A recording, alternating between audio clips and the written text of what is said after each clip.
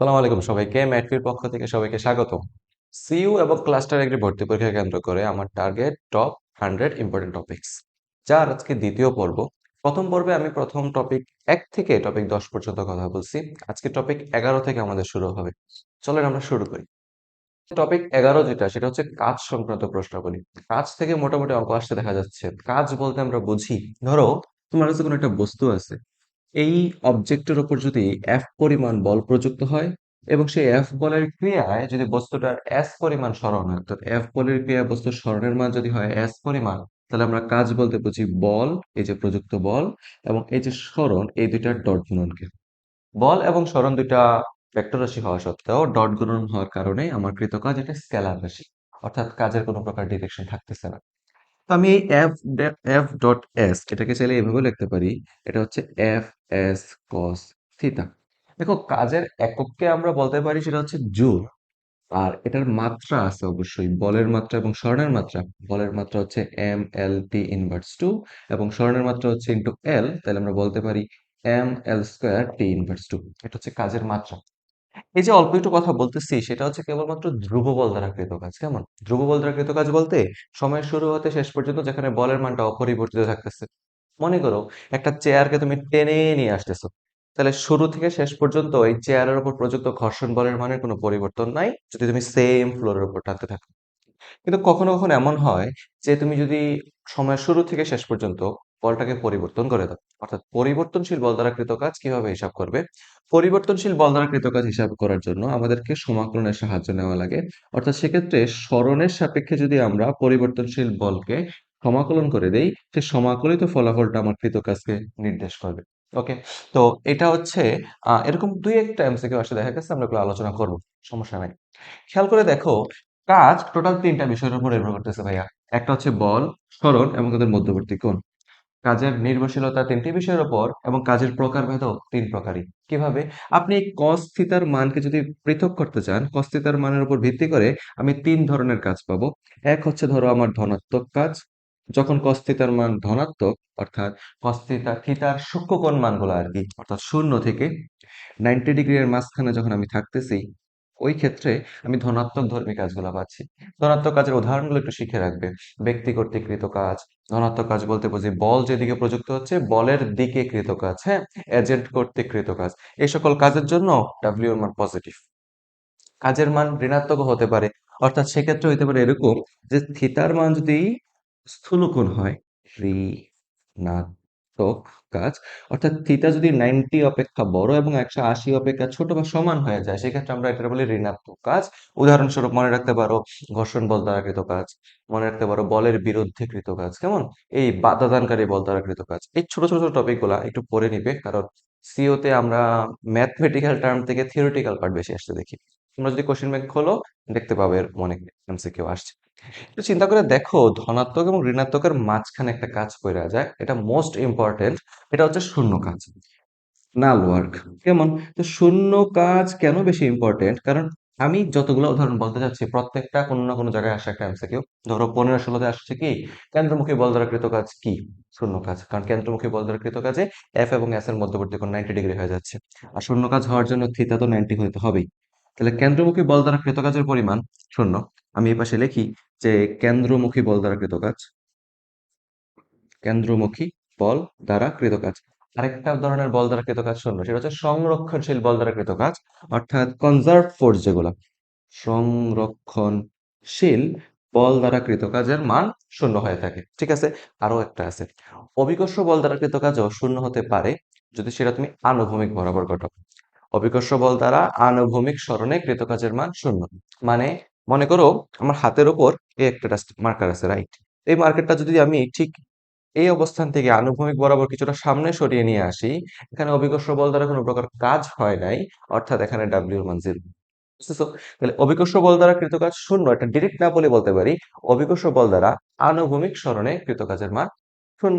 আচ্ছা, তো শূন্য কাজের একটা এমসিকিউ এমন হতে পারে, চিন্তা করে দেখো, তুমি মাটি থেকে একটা বস্তু নিলা, বস্তুটাকে নিয়ে ঠিক ওপরে 2 মিনিট ধরে রাখছো, তোমাকে পানিশমেন্ট দেওয়া হইলো। হয় না, সেনাবাহিনীতে বলে যে আপনার রাইফেলটা ধরেন, রাইফেলটারে হাত মাথার উপর নিবেন, নিয়ে ধরে রাখেন, এটা পানিশমেন্ট, কোনো একটা ডিসিপ্লিন ভঙ্গ করলে দেওয়া হয়।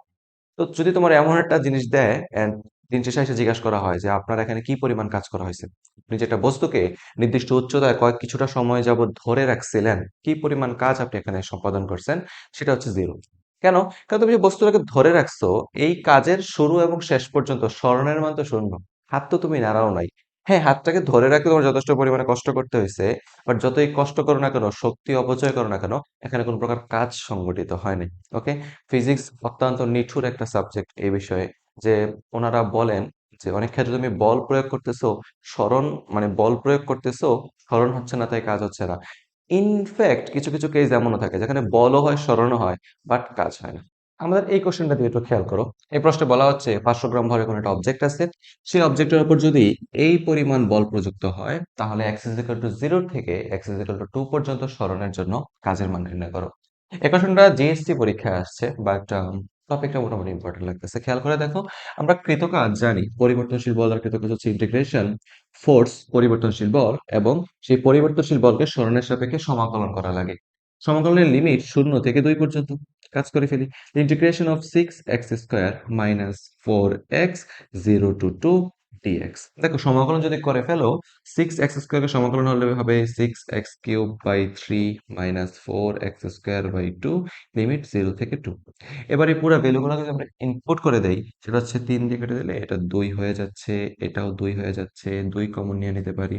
সেটা হচ্ছে 2 কিউব মানে 8 মাইনাস 4, 0 বসালে বাদ, 4 দুগুণে 8 জুল। আমি তাড়াতাড়ি করে ফেলছি, হিসাব আমার হইতে পারে ভুল হচ্ছে বা কিছু একটা হচ্ছে। তোমরা একটু কাইন্ডলি আপার লিমিট লোয়ার লিমিট বসায় দেখ। এর পরের কোশ্চেনে দুটো খেয়াল করো, এটা অনেক আগে আসা একটা কোশ্চেন। মনে করো তোমার কাছে একটা ছোট, ধরো গ্রামের স্ট্রাইকার আছে, আমরা সবাই ক্রাম বোর্ড খেলছি, সেই স্ট্রাইকারটাতে তুমি করলা কি, এবার আঙ্গুল দিয়ে একটা টোকা দিছো, অর্থাৎ 2 নিউটন পরিমাণ বল প্রয়োগ করলা স্ট্রাইকারের উপর। আর আমরা তো দেখি মাঝে মধ্যে যে স্ট্রাইকারকে একদিকে টোকা দিলে অন্যদিকে মুভ করতে দেখি, সে অ্যাকচুয়ালি বলের একটা উপাংশ নিয়ে যায়। তো সেক্ষেত্রে স্ট্রাইকারটা আমার বলের সাথে প্রায় 60 ডিগ্রি কোণ করে 5 মিটার পরিমাণ সরে গেল, এবং মধ্যবর্তী কোণটা বলে দিচ্ছে 60 ডিগ্রি। এমতো অবস্থায় কৃতকাজের মান বের করে। আমরা জানি ডাব্লিউ ইকুয়াল টু হচ্ছে বল, ত্বরণ, এবং তাদের মধ্যবর্তী কোণের মান cos 60 ডিগ্রি হয়ে যাবে, থিতার মান 60 এখানে। তুমি দেখো এখানে বলের মান আছে, স্মরণের মান আছে, cos 60 এর মান হাফ, আলটিমেটলি এটা 5 জুলের সমান। এবার কাজের কয়েকটা ইম্পর্টেন্ট প্রকারভেদ নিয়ে কথা বলি। অনেকগুলো প্রকারভেদ আছে, এর মধ্যে দুইটা ইম্পর্টেন্ট টপিক দেখতে পাচ্ছি। একটা হচ্ছে স্প্রিং বল দ্বারা কৃত কাজ, অভিকর্ষ বল দ্বারা কৃত কাজ। স্প্রিং বল দ্বারা কৃত কাজ হচ্ছে, চিন্তা করে দেখো, তোমার কাছে যদি একটা স্প্রিং থাকে, স্প্রিং এর এটা হচ্ছে মুক্ত প্রান্ত, ঠিক আছে? তো এই মুক্ত প্রান্ত তুমি একটা বস্তু ঝুলিয়ে দিচ্ছ, সেই বস্তু ঝুলানোর কারণে স্প্রিংটা পূর্বের তুলনায় ভালো পরিমাণে প্রসারিত হয়ে গেছে। এটা ছিল তার মুক্ত প্রান্ত, অর্থাৎ সাম্য অবস্থায় থাকা অবস্থা, সেটা হচ্ছে x ইকুয়াল টু 0। এবং ভর ঝুলানোর কারণে স্প্রিংটা আমার ঠিক x পরিমাণ প্রসারণ হয়েছে। এবার এই প্রসারণ করতে যায় তোমার কি পরিমাণ কাজ হয়েছে সেটা আমরা বের করতে চাচ্ছি। ওকে? কিন্তু জানো স্প্রিং হুকের সূত্র মেনে চলো, অর্থাৎ স্প্রিং বলের জন্য যে পরিমাণ বল প্রয়োগ করা হবে, তার সমপরিমাণ প্রসারণ ঘটবে ঠিক বিপরীতমুখী হয়। অর্থাৎ স্প্রিং বলের মান স্মরণের সমানুপাতিক বিপরীতমুখী। এটাকে এভাবে বলছিলাম আমরা, F ইকুয়ালস টু হচ্ছে মাইনাস কে এক্স। ওকে, মাইনাসটা বিপরীত মুখ বোঝাচ্ছে। এখানে খেয়াল রাখবেন যে পরিমাণ বল সেই পরিমাণ স্মরণ কিন্তু হতে হবে, অর্থাৎ এক্স এর রেসপেক্টে এফটাকে বসানো। ঠিক আছে? তবে তুমি পেয়ে যাচ্ছ এখানে স্প্রিং কর্তৃক সঞ্চিত শক্তি বা স্প্রিং কর্তৃক কৃত কাজ ডাব্লিউ ইকুয়ালস টু হচ্ছে আমার হাফ কে এক্স স্কোয়ার। ওকে, কনস্ট্যান্ট কে হচ্ছে স্প্রিং ধ্রুবক, স্প্রিং ধ্রুবকের মান বসাবা, স্মরণের মান বসালে আমরা স্প্রিং বল দ্বারা কৃত কাজ পেয়ে যাব। এটা একই সাথে স্প্রিং এর সঞ্চিত শক্তির রাশিমালাও বটে, কারণ স্প্রিং বল দ্বারা যে পরিমাণ কাজ করা হয় সেই পরিমাণ শক্তি স্প্রিং এর মধ্যে জমা থাকে। তাই দুইটা ইকুয়েশন সেম সেম দেখা যাচ্ছে। আমাদের এই কোশ্চেনটাতে বলা হচ্ছে কোন একটা স্প্রিং কে 25 নিউটন পরিমাণ বল দিলাম, অর্থাৎ স্প্রিং এর মধ্যে নিচের দিকে 25 নিউটন পরিমাণ বল প্রয়োগ করছি, যার ফলে স্প্রিংটার ঠিক 10 সেন্টিমিটার পরিমাণ প্রসারিত হয়েছে। তাহলে স্প্রিং ধ্রুবক কত, কে এর মান নির্ণয় করো। তাহলে স্প্রিং ধ্রুবকের মান কে ইকুয়ালস টু আমরা বলতে পারি এফ বাই এক্স। তো এখানেই সবচেয়ে পোলাপান ভুল করে, পোলাপান এক্সাইটেড হয়ে যায়। দেখো, চান্স পাওয়া ব্যক্তি সহজ প্রশ্নে এক্সাইটেড হবে না, কঠিন প্রশ্নে আবার ডিপ্রেসড হবে না। ওরা নিউট্রাল থেকে কাজ করতে হবে। ও যখন সহজ প্রশ্ন দেখে এটাকে কেয়ারফুলি অ্যান্সার করে, কারণ সহজ প্রশ্নে সবচেয়ে সহজ ভুলগুলো হয়ে যায় আমাদের। যে ভুলটা হইতে পারে সেটা হচ্ছে ফোর্সের মান 25 নিউটন, পোলাপান করবো কি এক্স এর মান এখানে 10 বসে ইজিলি বলে দিব এটা 2.5 newton per metre. Newton per metre বলবে, অ্যাকচুয়ালি হয়তো নিউটন পার সেন্টিমিটার। এটা অপশনে তো সবগুলো নিউটন পার মিটারে দাও।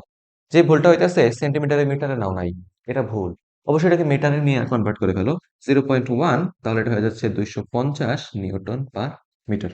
এর পরবর্তী টপিকটা হচ্ছে টপিক 12, যান্ত্রিক শক্তি। যান্ত্রিক শক্তিকে মোটামুটি দুইটা ভাগে ভাগ করা যেতে পারে, গতিশক্তি এবং বিভব শক্তি। তো আমরা একটু এটা নিয়ে টুকটাক আলোচনা করি, তারপর এগুলো রূপান্তরগুলো শিখে ফেলবো।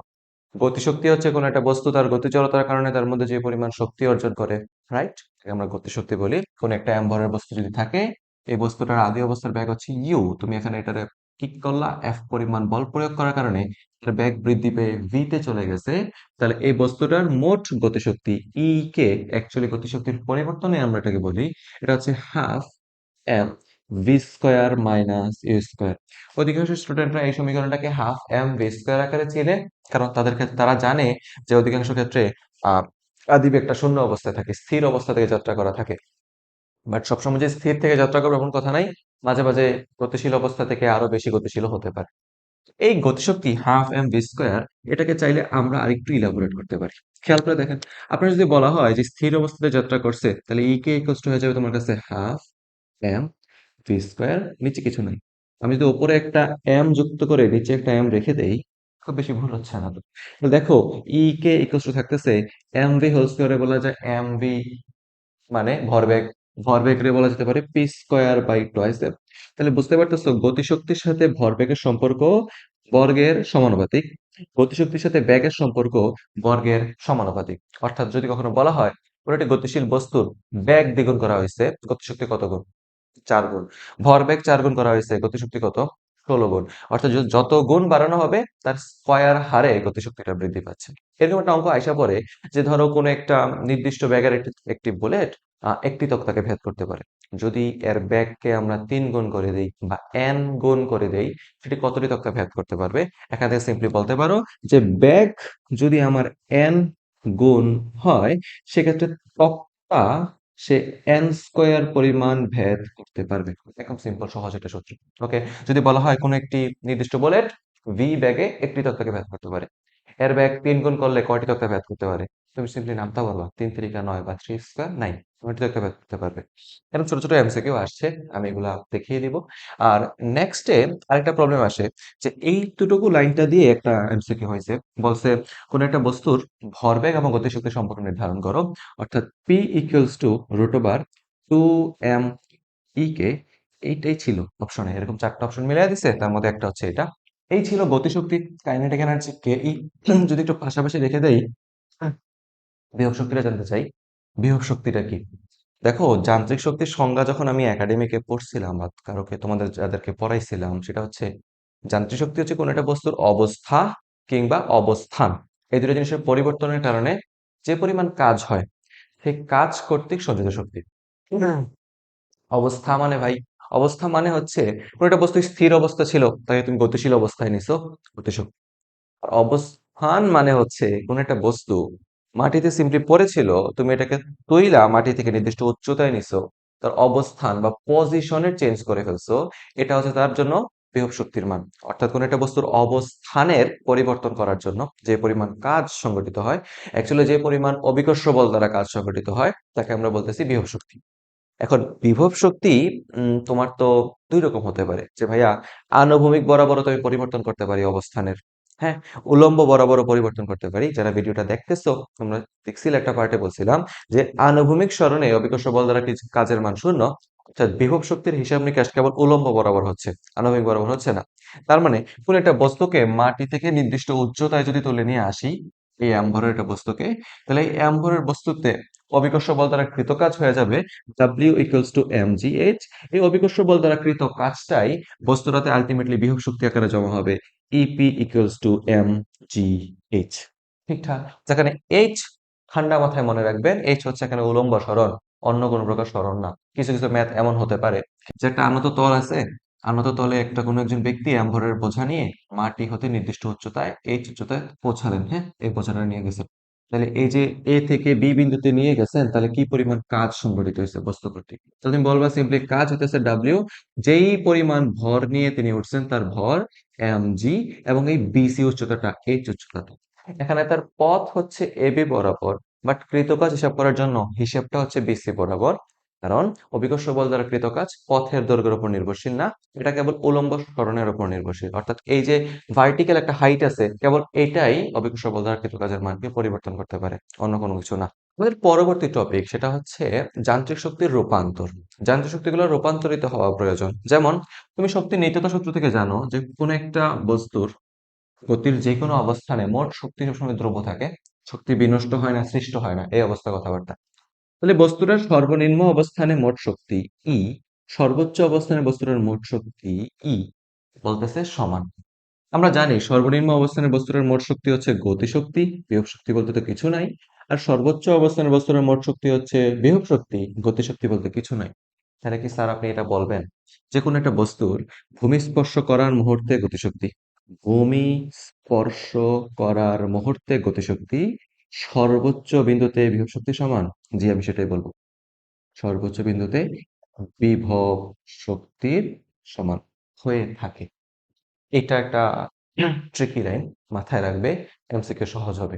অর্থাৎ তোমাকে যদি বলে দেই যে মাটির ওপর থেকে ধরো 10 কেজি ভরের একটি বস্তুকে ফেলে দেওয়া হলো মাটি থেকে ধরো 5 মিটার উচ্চতা থেকে, তাহলে বস্তুটি যখন মাটি স্পর্শ করবে তখন তাতে কি পরিমাণ গতিশক্তি থাকবে? তোমাদের মধ্যে অনেকেই থাকবে যারা ফার্স্টে ব্যাগ বের করবে, তারপরে হাফ এমভি স্কোয়ার করবে। কেন করবে এগুলো? তুমি সিম্পলি চিন্তা করে দেখো না, মাটিটা স্পর্শ করার মুহূর্তে গতিশক্তি, সেটা তো সর্বোচ্চ বিভব শক্তির সমান। এটা ইজি না? সর্বোচ্চ বিভব শক্তি হচ্ছে এম জি এইচ। জি এর মান তো ভর্তি যোদ্ধারা 9.8 ধরে কাজ করে না, কারণ ওরা যাই না গেছে এতদিনে। ওরা জি এর মান 10 ধরে কাজ করে। 10 × 10 = 105, 500 জুল। হ্যাঁ, 500-র আশেপাশে উত্তর হতে 490 দেওয়া থাকবে, সেটা দেখায় দিবা। ওকে, এরকম ছোট ছোট জিনিসগুলো মনে রাখ। তো যত ওপর থেকে আমার বস্তুটা নিচের দিকে পড়তে থাকে, বিভব শক্তির মান কমতে থাকে, গতিশক্তির মান বাড়তে থাকে। এমন একটা পয়েন্ট যদি আইসা পড়ে যে ভূমি থেকে এক্স মিটার উচ্চতায়, এক সেকেন্ড, ভূমি থেকে এক্স মিটার উচ্চতায় এমন একটা বিন্দু আছে, ধরো এটা হচ্ছে ভূমির বিন্দু বি, এটা হচ্ছে ভূমির সর্বোচ্চ বিন্দু এ, এটা হচ্ছে সি। ভূমি থেকে এক্স মিটার উচ্চতায় যদি বস্তুটার গতিশক্তি বিভব শক্তির এন গুণ হয়ে যায়, কিন্তু জানো উপর থেকে নামতে নামতে গতিশক্তির পরিমাণ বাড়তেছে, বাড়তে বাড়তে একটা পজিশন এমন থাকবে যে ওই মুহূর্তে গতিশক্তির মান ওই মুহূর্তের বিভব শক্তির এন গুণ যদি কোনোভাবে হয়ে যায়, সেক্ষেত্রে আমরা ম্যাথটা কিভাবে করবো? তো আশা করি অনেকে জেনে ফেলছো বা জানো না, সেটা হচ্ছে যে ইপি এর মান বসানোর দরকার নাই, এত বড় অঙ্ক করবা না। সিম্পল ট্রিক্স মনে রাখবা, এক্স ইকুয়ালস টু হচ্ছে টোটাল উচ্চতা H by N plus one. গতিশক্তি যদি বিভব শক্তির এন গুণ হয়, তাহলে নিচে এন প্লাস ওয়ান দ্বারা মোট উচ্চতাটাকে ভাগ করতে হয়। এমন অনেক ম্যাথ আমরা ক্লাস্টার এগ্রিতে আসতে দেখছি। আমরা প্রশ্নটা দেখি কি আসছে। ক্লাস্টার এগ্রির এই কোশ্চেনটার দিকে তাকাও, 20-21-এর। বলা হচ্ছে রাইফেলের গুলি একটি তক্তাকে ভেদ করতে পারে, গতি যদি 3 গুণ করা হয়, কয়টি তক্তাকে ভেদ করতে পারবে? বলছিলাম ক্লাসে, এন স্কোয়ার, মানে 3 গুণ করলে 9টি তক্তা।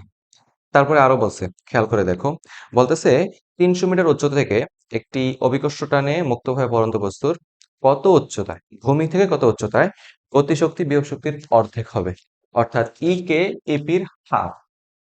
তো তুমি জানো 300 মিটার উচ্চতা থেকে বস্তুটাকে ফেলে দেওয়া হইতেছে 300 মিটার, নিচে হাফ প্লাস ওয়ান যদি করো সেটা হয়ে যাবে 3/2, উপরে উঠে গেলে 300 গুণ 2। এরকম সহজ সহজ এমসিকিউ গুলো আসতেছে। আমি বলছি আমি যে টপিক দিমু এগুলার বাইরে কোশ্চেন হবে না, এগুলাই হইতেছে কোশ্চেন ব্যাংকের সবচেয়ে বেশি রিপিটেড কোশ্চেন।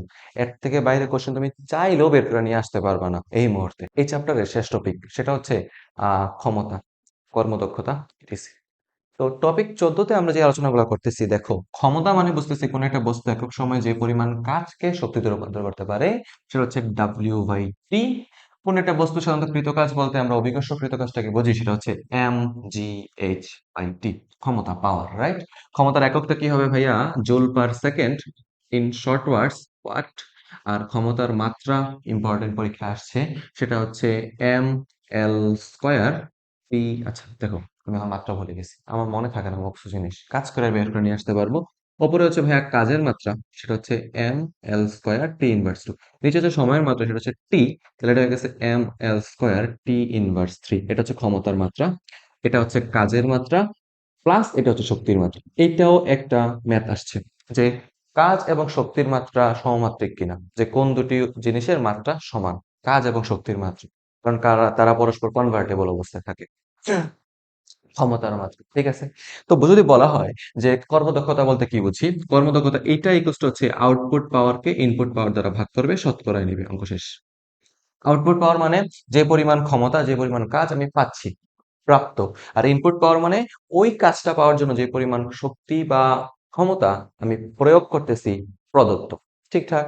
তো এই টাইপের টুকটাক অঙ্ক ক্লাস টেস্টেও আসছে, সিও তেও আসছে। সিও তে একটা কোশ্চেন করছে যে 100 ওয়াটের কোনো একটা কম্পিউটার যদি 1 ঘন্টা চালনা করা হয়, তাহলে সেটি কি পরিমাণ শক্তি ব্যয়। তো ক্ষমতা থেকে একটা ছোট টপিক বিদ্যুৎ বিল হিসাব করার জন্য আসে, সেটা হচ্ছে ডাব্লিউ ইকুয়ালস টু হচ্ছে পিটি। হ্যাঁ, তো পি হচ্ছে ওয়াট, সময় হচ্ছে সেকেন্ড। ওয়াট সেকেন্ড না নিয়ে আমরা এটাকে নেই ওয়াট আওয়ার আকারে। অর্থাৎ যদি আমি এখানে সময়ের এককটাকে ঘন্টা এককে বসাই, ক্ষমতাটাকে কিলোওয়াট এককে বসাই, তাহলে আমি যে জিনিসটা পাচ্ছি সেটা হচ্ছে কিলোওয়াট আওয়ার। কিলোওয়াট আওয়ার এটাকে আমরা শর্ট ইউনিটে ইউনিট বলে থাকি, বুঝছো তো, ইউনিট। তো এই কিলোওয়াট ঘন্টা এটা হচ্ছে মূলত শক্তির একক। আমাদের অনেকের মধ্যে একটা ভুল ধারণা থাকে, সেটা হচ্ছে আমরা করি কি, কিলোওয়াট ওয়াট পাইছি তো এটাকে বলে দিই ক্ষমতার একক। এটা বলা যাবে না ফার্স্টলি। ইলেকট্রোভোল্ট কিসের একক? হ্যাঁ, তো কাজের একক, শক্তির একক, নাকি তোমার প্রবাহের একক?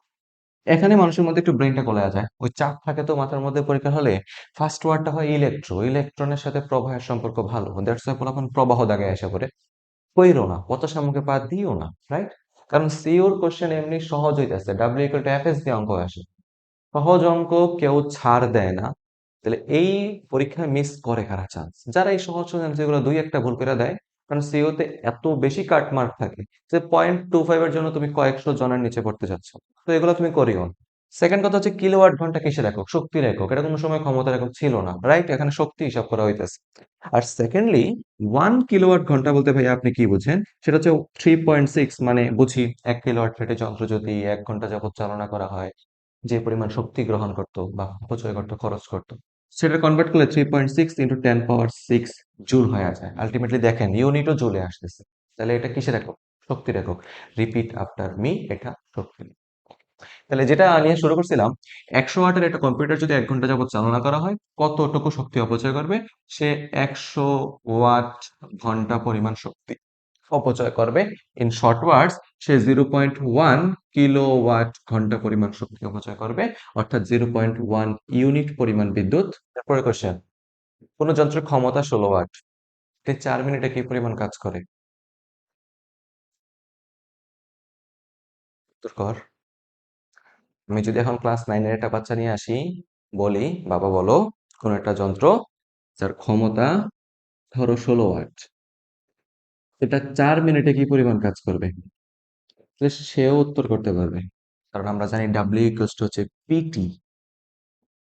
তো কোন লেভেলের কোশ্চেন আসতেছে তুমি দেখতেছো তো? কি করছে 21-22-এর কোশ্চেনের দিকে দেখেন, বলতেছে একটি মোটর নির্দিষ্ট গভীর কূপ থেকে 5 মিনিটে নির্দিষ্ট ভরের পানি উত্তোলন করতে পারে, ক্ষমতা নির্ণয় করো। তাহলে ক্ষমতা পি ইকুয়ালস টু হচ্ছে M G H by T. মোটরটা 120 মিটার গভীর কূপ থেকে পানি উত্তোলন করে, জি এর মান 10 ধরে নেবেন। সময় বলতেছে 5 মিনিট, মানে 300 সেকেন্ড, এবং সে 400 কেজি পরিমাণ পানি বহন করে। এই ছোট হিসাবটা করলে 300 দিয়ে করলে 400, আলটিমেটলি হিসাব করে দেখো 0.2। মোটরের ক্ষমতা এইচপি এককে নির্ণয় করতে হবে, কিন্তু কেমন? তাহলে নিচে একটা দিতে হবে 746। তাহলে এই পুরোটা যদি হিসাব করে নিয়ে আসো, যা আসবে সেটা হচ্ছে এইচপি ইউনিটে, হর্স পাওয়ার ইউনিটে হিসাব। এটা হাতে কলমে করা যেতে পারে, অনেক দিমাগ খরচ হইব, অনেক কিছু, অনেক ভেজাল করানো। তোমরা এটি চিন্তা করো টুকটাক, ইউটিউবে মেলা ভিডিও আছে শর্ট ক্যালকুলেশনে। বলো কাজের অভিকর্ষ একক কি? সুন্দর মতো বইলা দিও জুল। না, অভিকর্ষ বলতে কৃত কাজ কি ছিল? M G H. এম ভর, তাই এম থেকে আসছে কেজি, এইচ থেকে মিটার। অভিকর্ষ বলতে কৃত কাজ এম জি এইচ, তাহলে এটার ইউনিট কি হবে? KG metre. এটা হচ্ছে কাজের অভিকর্ষীয় একক। ধুম করে জুল দাগাই দিয়ে আইসো, তাহলে সারছে। ক্লাস্টার এগ্রি 24-25-এর কোশ্চেনটার দিকে তাকাই, বলতেছে 1200 মিটার খাত থেকে, মানে একটা উচ্চতা থেকে নির্দিষ্ট খাত পর্যন্ত 400 কেজি ভরের একটি খাঁচাকে তুলতে বৈদ্যুতিক মিনিটের 2 মিনিট সময়ের প্রয়োজন হয়। সামগ্রিক দক্ষতা 80% হলে কত বৈদ্যুতিক শক্তির প্রয়োজন হবে? তাহলে দক্ষতা হচ্ছে এটা ইকুয়ালস টু আমার output power by input power. তাহলে আলটিমেটলি দক্ষতার পরিমাণ বলে দিচ্ছে 80%। এখন কত বৈদ্যুতিক শক্তির প্রয়োজন হবে, এই জিনিসটা ইম্পর্টেন্ট। প্রয়োজন ওই যে বলছিলাম পড়ানোর সময়, যদি বলা হয় কতটুকু বৈদ্যুতিক শক্তি খরচ হবে সেটা হচ্ছে আউটপুট, প্রাপ্ত। যদি বলে কতটুকু শক্তি প্রয়োজন হবে, নিড, সেটা হচ্ছে ইনপুট, প্রদত্ত। তাহলে আলটিমেটলি এখন আমার কাছে প্রদত্ত শক্তিটা জানতে চাইছে, পি ইনপুট। আউটপুট পাওয়ার হচ্ছে mgh/t ইন্টু 0.8। সময় বলছিল কতটুকু, তার 2 মিনিট সময় লাগে, 120 ইন্টু 0.8। ভর বলছে 400 কেজি ভর, জি এর মান 9.8। উচ্চতা ছিল তোমার এখানে প্রায় 1200 মিটার। উপরে হিসাব করলে তুমি উত্তর পাচ্ছ 50 কিলোওয়াট পরিমাণ শক্তির প্রয়োজন হবে। এটা কিন্তু তার প্রাপ্ত শক্তি না, মানে আউটপুট পাওয়ার না, এটা হচ্ছে তার ইনপুট পাওয়ার। 50 কিলোওয়াট পরিমাণ শক্তি সে গ্রহণ করে, আলটিমেটলি এই পরিমাণ কাজ করে 20% লস সহিত। আমাদের পরবর্তী যে টপিক 15, সেটা হচ্ছে সিম্পল হারমোনিক মোশন। আমি ফিফথ চ্যাপ্টারটার সাথে এইট চ্যাপ্টারটাকে একসাথে রাখার কারণ মনে করতেছি যে দুইটা কোয়াইট সিমিলার কোশ্চেন, একটার কনসেপ্ট আর একটাতে কাজে লাগে। সিম্পল হারমোনিক মোশনের বেশ কয়েকটা বৈশিষ্ট্য নিয়ে যদি আলোচনা করতে যাই, ফার্স্ট অফ অল বই থেকে পড়ে নেবা যে বল, সরণের সমানুপাতিক, বিপরীতমুখী, ইটিসি ইটিসি। তো সিম্পল হারমোনিক মোশন থেকে আমরা যে একটা ইয়া পড়তে যাই, সেটা হচ্ছে এফ ইকুয়ালস টু ছিল আমাদের মাইনাস কে এক্স, মনে পড়ে একটা ইকুয়েশন ছিল। দেন আমরা যদি এই ইকুয়েশনটাকে বর্ধিত করতে থাকি একটা বিশাল প্রতিবেদনের মধ্য দিয়ে, আমরা একটা ইকুয়েশন পাইছিলাম যে T square x T, T square plus omega square x equals to 0। এই যে ইকুয়েশনটা পাইছি এটাকে বলা হয় এসএচএম-রত কণার ডিফারেনশিয়াল ইকুয়েশন, বা আমরা বাংলায় বলি ব্যবকলনীয় সমীকরণ। এই ব্যবকলনীয় সমীকরণটাকে ফার্দার মোড অ্যানালাইসিস করছি আমরা, মানে এটাকে সমাধান করছি। একটা ব্যবকলনীয় সমীকরণকে সমাধান করলে তো এটা রুট পাওয়া যাবে, সমাধান পাওয়া যাবে। যে সমাধানটা পাইছি, x is equal two A sine omega t plus delta. এটা হচ্ছে একটা অ্যাসোসিয়েশনগত কণার সরণের সমীকরণ, সময় এর সাপেক্ষে সাপেক্ষে ত্বরণের রাশিমালা। ওকে, তো তোমার চোখের সামনে যদি একটা বক্স দেখতে পাচ্ছ, একটা হচ্ছে ব্যবকলনীয় সমীকরণ, একটা হচ্ছে সরণের সমীকরণ, দুইটা ইম্পর্টেন্ট। আমি একটু পরিচয় করাই দিই তোমার সাথে। এ হচ্ছে কণার বিস্তার, সর্বোচ্চ পরিমাণ বিস্তার। ওমেগা হচ্ছে কৌণিক কম্পাঙ্ক, ডেল হচ্ছে কি আদিদশ, কণাটার যাত্রা যেখান থেকে হয়েছে সেটা হচ্ছে আদিদশ।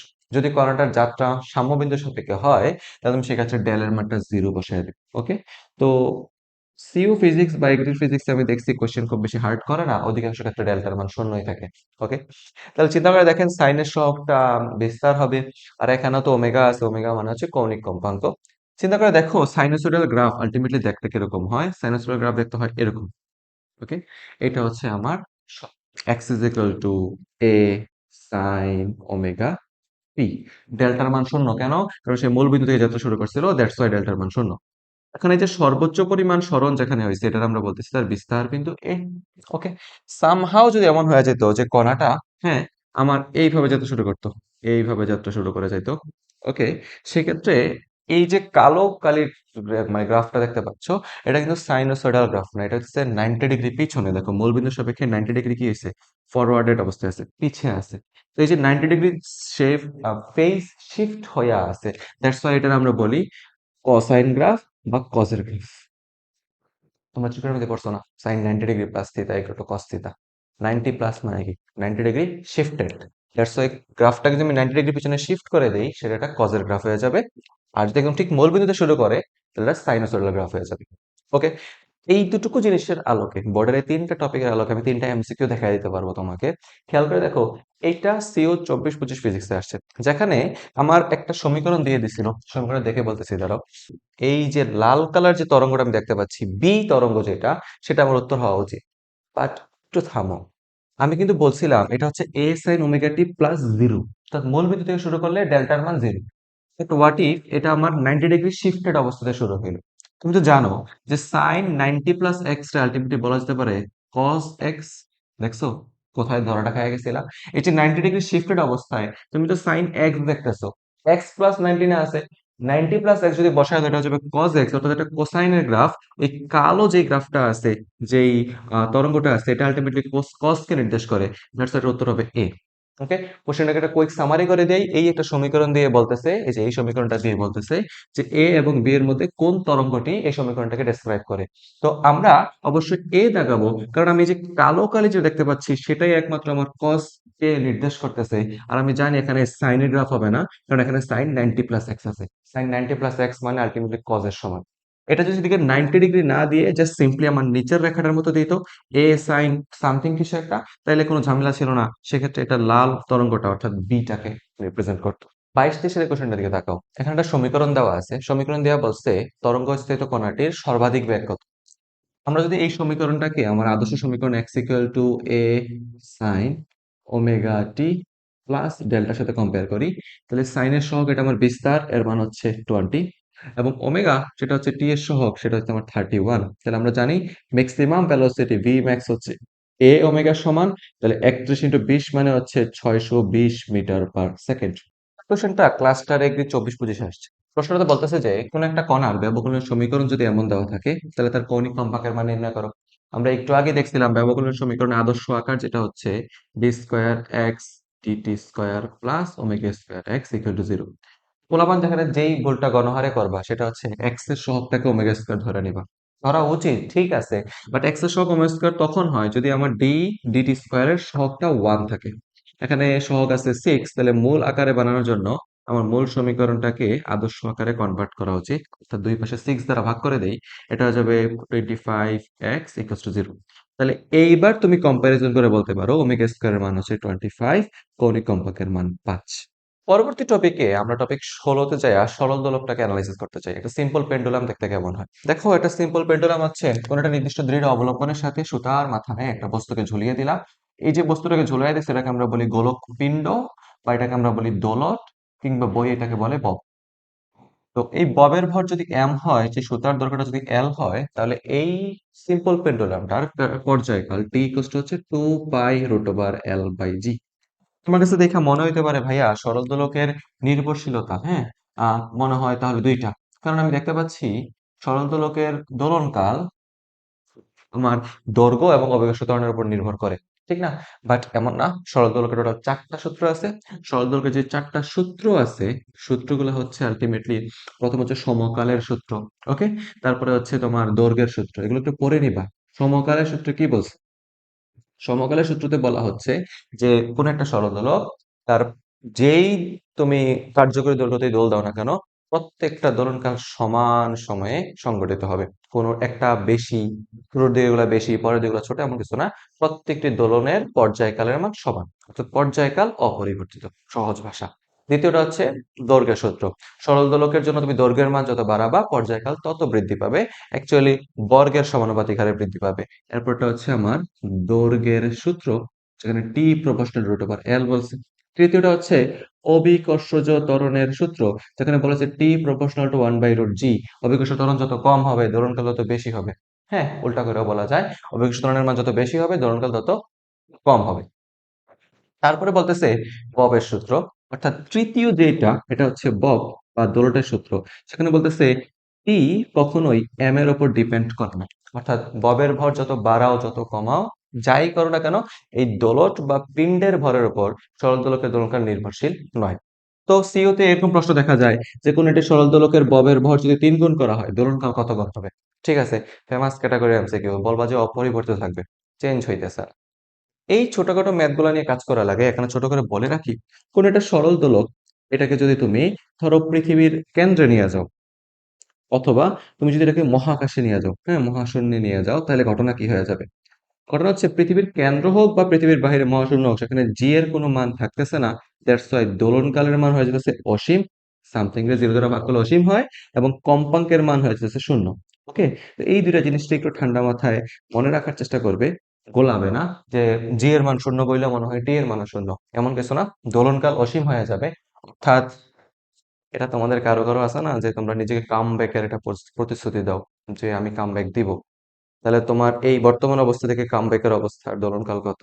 কারো কারো ক্ষেত্রে অসীম হয়ে গেছে না, যে হের কামব্যাক আসতেছে।